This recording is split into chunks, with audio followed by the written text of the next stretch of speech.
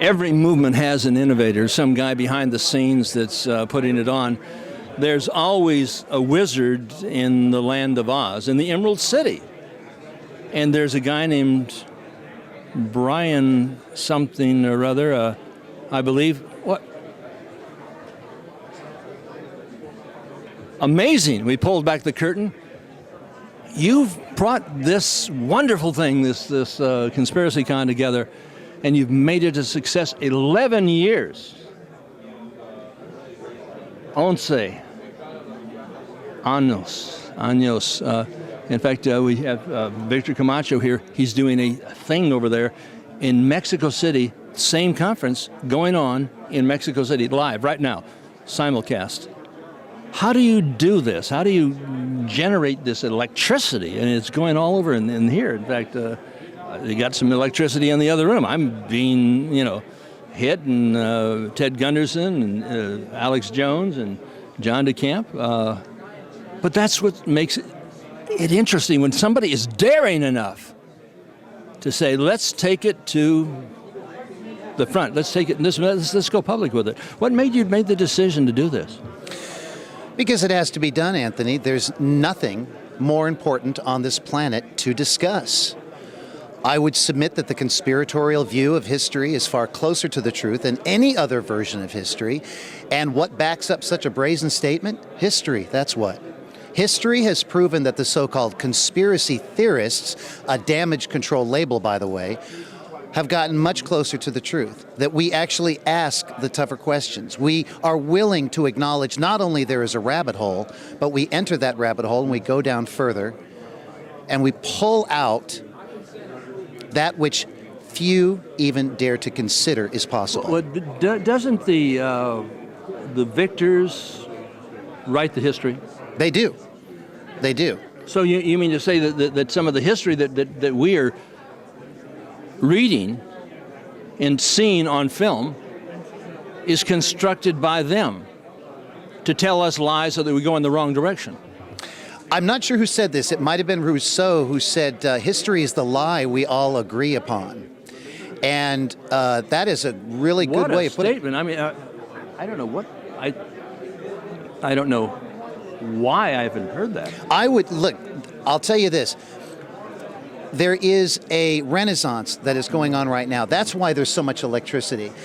It is happening now. Those who believe that Oswald was the lone gunman, those who believe in the official version of 9/11, those who believe in the official version of just about everything in between and beyond are now, today, not tomorrow, but today, becoming dinosaurs. Yes, I organized this event, and I've done so for 11 years, but I couldn't do it because of the growing consciousness out there of people who are crying out for something other than the garbage they're getting in those history books. They're getting when they turn on that mind control box at 6 and 11. And that's why they're here again. I'm hearing from this guy, garbage in the history books? Garbage? Our kids are getting trash? Our kids are getting trashed? We are getting trashed, but I am a mere facilitator. I am a mere facilitator for that which is going to happen. Whether the powers that be like it or not, whether the public like it or not, they are becoming dinosaurs. We might be embryonic right now, but we are growing, and we're seeing it here. And I'm honored that you're here. And even if there's a little bit of controversy in the process... A little bit of controversy? This guy's talking about a little bit of controversy? Well, holy tamale! I mean, the jackpot. Well, my friend, your response was even more stoic than mine a few moments ago while the controversy rages on in the next room. Mm-hmm. But we can't be afraid of that. We can't be afraid of one another. Mm-hmm. And in this process, we need to, yes, acknowledge our differences, understand, yes, there are misunderstandings. Maybe there is infighting based on hurt feelings, bruised egos. Maybe there's infiltration. Maybe there are organizations out there that would work to undermine our efforts. But we've got to talk about it. Communication is absolutely key, and we're going to do that this weekend. We're going to bring it all out, and I'm not afraid to do so. Well, I would hope that I would be invited. I don't, my friend Ted, and God bless Ted Gunderson, He's in the hospital as we now speak. He's living with cancer. My opponents over there said he's dying with cancer.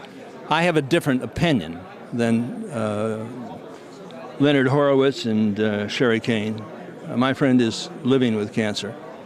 I've heard more lies and bullshit and crap and things going on behind the scenes than I've ever heard about Alex Jones and myself and Senator John DeCamp and myself. But I would like to address it. In fact, I'm going to address it. I'm going to make a deal with those guys. If they stop telling lies about us, we'll start to stop. If they stop telling lies against us, we'll not tell the truth about them. I think that's a fair agreement. I think that's fair, but I also think it's fair, and I think it's an honorable trait to be fair enough to allow the accused in any situation to rebut and face his accusers, whether it's in a court of law or the court of public opinion. Well, maybe they'll have a chance to say something in the court of law. And I say that regarding both parties, regarding both situations. If someone is pointing fingers and saying, all these other people are causing trouble and naming names, if we're dealing with counterintelligence programs or COINTELPRO, and someone starts pointing fingers, you have to ask yourself as an observer, if there is indeed an agent involved, is it the accused or is it the accuser? In this particular case, there's a possibility it could not be an agent at all, but ego. That is possible too. It could be. We could be talking about somebody who wants stardom in the fast track, yes. A genuine shit stir for just the sake of being exploitive, sensational. That is a possibility, but we are going to explore it's a that. Claim to fame. It's people have been doing this in Hollywood for many, many years. In fact, a friend of Alex Jones and a friend of mine, even though he's got a very bad rep lately, he's had the guts to come out there and stand on this 911 issue. His last name is Sheen. And whatever you think of him, I think well of him for doing what he's done. At the risk of losing millions, he has taken a stand. Gary Busey, a friend of mine, has taken a stand. And I know that sometimes you're going to take a stand and some guy who's on the losing side. Sometimes you're not going to win in the confrontation. But it's just something that's ingrained in some of us that does that. And I'd like to qualify what I just said. You know, we've got people like Gary Busey and Charlie Sheen who themselves have, gotten into a little bit of trouble. A lot of trouble. With their personal lives and their professional lives. But they also happen to be people who speak out and have taken a chance, whereas most of the others don't. And that is something to be honored. And I certainly hope that Gary can continue to take good care of himself. I hope that Charlie Sheen can take good care of himself and continue to be genuine voices for our cause. Well, I want you all to take good care of yourself, and I want you to continue to be in the cause. When I first met Brian, I thought, he's a happy-go-lucky guy, and I didn't think he knew a hell of a lot about, the conspiratorial thing, but I was invited and happy to be a guest. And as the years grew on, the man grew in stature. He grew in... come here. I've taken a look at some people walking by. He just grew into a different man. He's not the same guy. You're not the same guy you were. I'm not before. the same guy. I have gone through some personal evolution since I began doing this thing in earnest 11 years ago. So much has happened. So much has changed. And I feel stronger and better for it. And thank you for saying so. Thank you for noticing that. And we're all better for it. I take a look at Gary Richard Arnold, who's just walking in here.